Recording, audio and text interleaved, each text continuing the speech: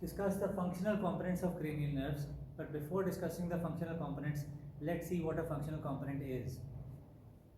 This is a typical multipolar neuron which has a cell body with dendrites and an axon.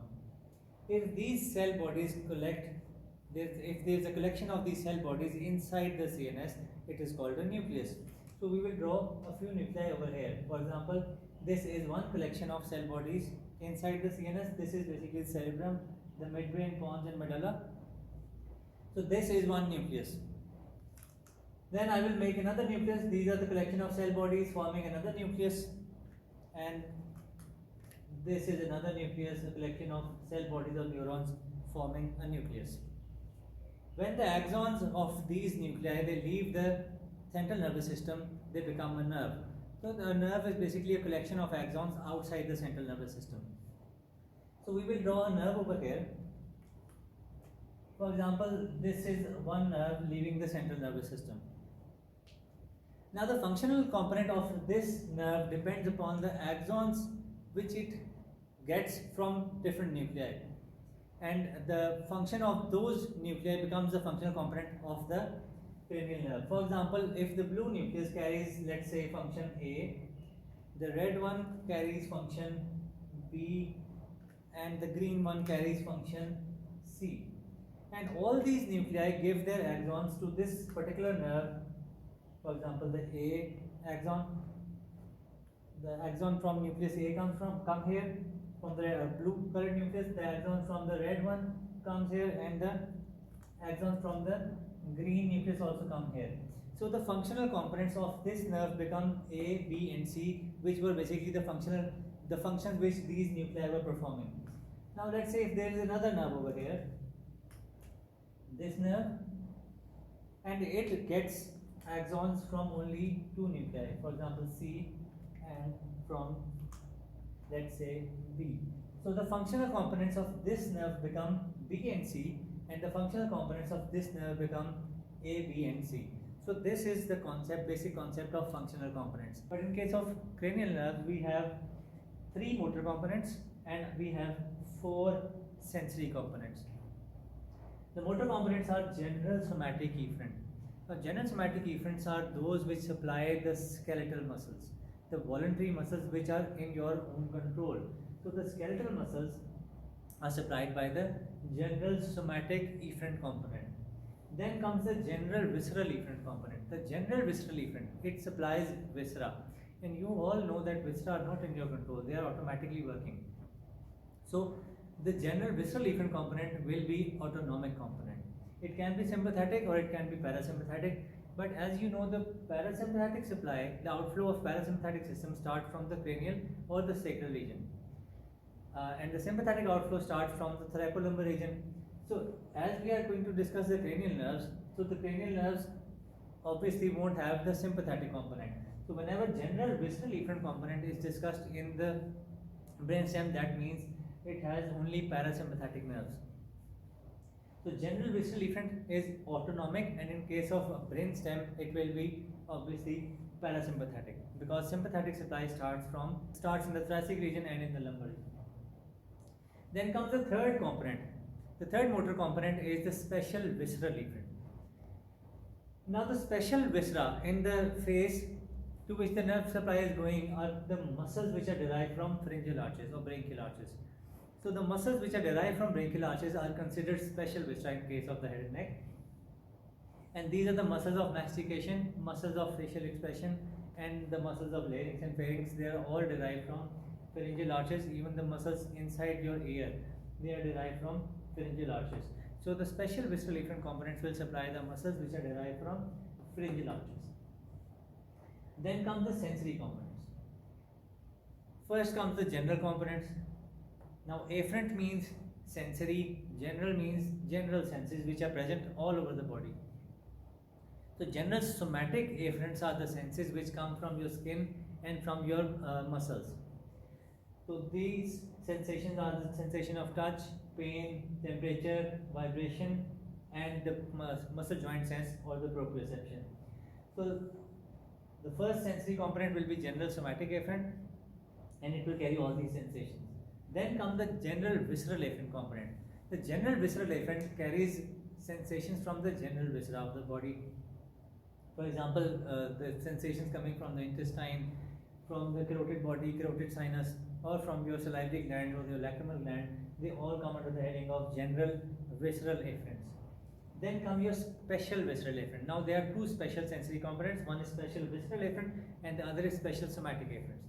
The special visceral afferents are the sensations of taste and olfaction. And the special somatic afferents are the sensations of vision, that is related to your eye, and hearing and your balance. That means these two sensations are related to your ear. Now they are called special somatic afferents because the eyes and your ears, they develop from ectoderm. That's why the skin also develops from ectoderm, and the sensations coming from skin are considered somatic. So as these two structures are coming from the skin, from the ectoderm, so that's why this special component is also considered special somatic afferent. In case of spinal cord, there are only 4 functional components. The spinal nerve carries 4 functional components. 2 are efferent components and 2 are sensory components. The motor component of the spinal nerve, the general somatic efferent component, it comes from the anterior horn of the spinal cord. The general visceral efferent comes from the lateral horn of spinal cord, and the 2 efferent components, the general somatic efferent and the general visceral efferent, they come into the posterior horn of the spinal cord. Now the grey matter of the spinal cord is constant throughout the length of the spinal cord. But in case of brainstem, you just imagine that this grey matter gets exploded by some kind of a dynamite and different parts are spread out in different directions. So we will have to find the grey matter inside the brainstem where it has spread. This diagram represents the brainstem. This upper part is the midbrain, this part is the pons, and this is the medulla, and this dotted line shows the pontomedullary junction of the pontomedullary sulcus. Now we will find the individual components in these 3 parts of the brainstem, and we'll also see which nerve to which nerve they are related. Remember, there are 12 cranial nerves, out of which only 10 nerves are related to the brainstem, and the first 2 nerves are related to the cerebrum. So the nuclei of first two nerves, cranial nerves, are not found in the brainstem. But the rest of the nerves from 3rd to nerve number 12, they all have nuclei inside the brainstem. So let's start from the motor components first. The motor components are lying in the median plane, more towards the median plane, and the sensory components are on more towards the lateral side. So we will start with the first component, that is the general somatic efferent column. The general somatic efferent column in the medulla is represented by 2 nuclei, one on the right side and one on the left side, and these are the nuclei of 12th nerve or the hypoglossal nucleus. So this is the motor nucleus of hypoglossal nerve, and it supplies the muscles of your tongue. Then in the lower part of pons, if you trace this column, you will find the motor nucleus of 6th nerve or the abducent nerve nucleus, which supplies extraocular muscles, the lateral rectus muscles of the extraocular muscles. Then coming to the lower part of midbrain, that is the level of inferior collicles of midbrain, if you follow this column, you will find a nucleus which is related to the 4th nerve or the trochlear nerve nucleus, and this nucleus is going to supply the superior oblique muscle. Then in the at the level of superior colliculus in the midbrain, you will find another nucleus, and this is the nucleus of the 3rd nerve or the motor nucleus of oculomotor nerve, which will supply the rest of the extraocular muscles. So this is the general somatic efferent column inside your brainstem, and it is related to these specific nerves. Then comes your next component, that is your general visceral efferent component. So general visceral efferent component is autonomic. I already told you it is autonomic, and in case of brainstem, there will be no sympathetic outflow, only parasympathetic outflow will be seen here. The first nucleus which is found just along the side of the hypoglossal nucleus is the dorsal nucleus of vagus. So this is the dorsal nucleus of vagus, and it has a huge supply. It goes into your abdomen, the thorax and the pelvis, everywhere, and it is going to supply different organs. For example, it will supply your heart, your lungs, your intestines. So this is the general visceral efferent column, and it will supply autonomic nerve supply or parasympathetic nerve supply to your viscera. Then comes in the lower part of pons, you will find nucleus which is related to your ninth nerve, and this is your inferior salivatory nucleus. Inferior salivatory nucleus, and this is for your parotid gland. The inferior salivatory nucleus supplies your parotid gland, and it is secretomotor to the parotid gland. That means when the supply from this nucleus goes towards the parotid gland, it will start producing saliva, and it is related to the ninth cranial nerve or the glossopharyngeal nerve. Then in the upper part of pons, you will find two nuclei. One is the lacrimatory nucleus for lacrimation or the tear production, and one is the superior salivatory nucleus, which supplies your submandibular and sublingual salivary glands. So both these nuclei are related to the seventh cranial nerve. So these nuclei are related to the seventh cranial nerve, and these are also general visceral efferent nuclei. Then in the upper part of midbrain or the level of superior follicles of midbrain, you will find a nucleus which is called the Edinger-Westphal nucleus. And Edinger-Westphal nucleus is also a nucleus of third cranial nerve or the oculomotor nerve, and it will supply parasympathetic fibers to your intraocular muscles, which are the sphincter pupillae and the ciliaris muscle. So the Edinger-Westphal supplies the sphincter pupillae and the ciliaris muscle, which are lying inside your eyeball, and they are called intraocular muscles. And this is also general visceral efferent, and because you cannot control these muscles yourself, they have an automatic action. Then comes your third motor component, which is the special visceral efferent. Now, special visceral efferent, I already told you, are the nerve supply to the muscles which are derived from pharyngeal arches. So let's find these components in this brainstem. First, you will find a nucleus inside the medulla, and it is related to the 9th, 10th, and 11th nerves. 9th, 10th, and 11th nerve, and this is called the nucleus ambiguous. It is called ambiguous because its position is ambiguous. So this is the nucleus ambiguous, and it will supply the muscles of larynx and pharynx. Obviously, the muscles of larynx and pharynx are not in your control; they are automatically functioning. So that's why the nucleus ambiguous is now related to the 9th, 10th, and 11th nerves, and it will supply the muscles of your larynx and pharynx. Then in the lower part of pons, you will find the motor nucleus of facial nerve or your 7th nerve. This nucleus supplies the muscles of facial expression, which are derived from pharyngeal arches.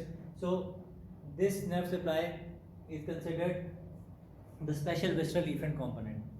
Then in the upper part of pons, you will find another nucleus, which is the motor nucleus of 5th nerve or the trigeminal nerve, and this supplies the muscles of mastication. So this component is also special visceral efferent. Now these were the motor nuclei present in your brainstem. Now coming to the sensory components of your brainstem. There is a large nucleus lying at the junction of pons and medulla. I will draw a nucleus here. As this is the pontomedullary junction, so I have drawn it in the lower part of pons and the upper part of medulla. This nucleus is called the nucleus of tractus solitarius, and it consists of two components. One is the general visceral efferents, and the other is the special visceral efferents. I already told you special visceral efferents are two sensations. One is the taste and the other is olfaction. Olfactory nerve is the first cranial nerve, and it is not related to the brainstem, it is only related to your cerebrum. So the special visceral efferent component here will be only taste. So as you know, the nerve supply of tongue is for taste is 7th, 9th, and 10th nerves.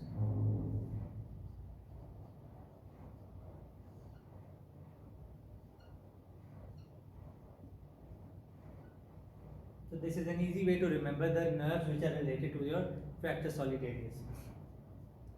So it will carry two sensations. One is the special visceral efferent, and the other is the general visceral efferents.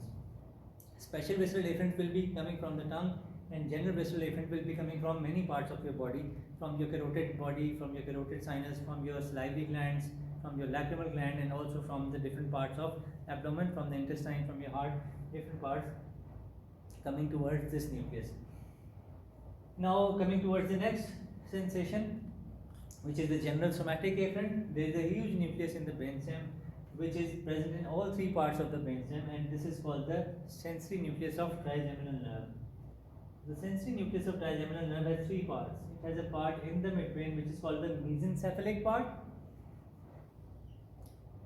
Then upper part of pons, it has a swelling which is called the principal sensory nucleus of trigeminal nerve. Then the lower part of pons and in the medulla, it has a large slender nucleus which is called the spinal nucleus of trigeminal nerve.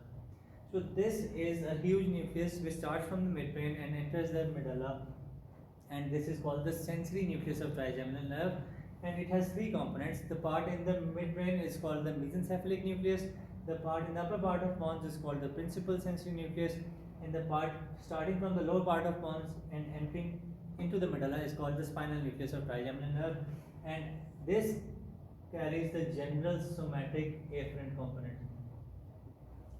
It is related to the fifth nerve and also some other nerves.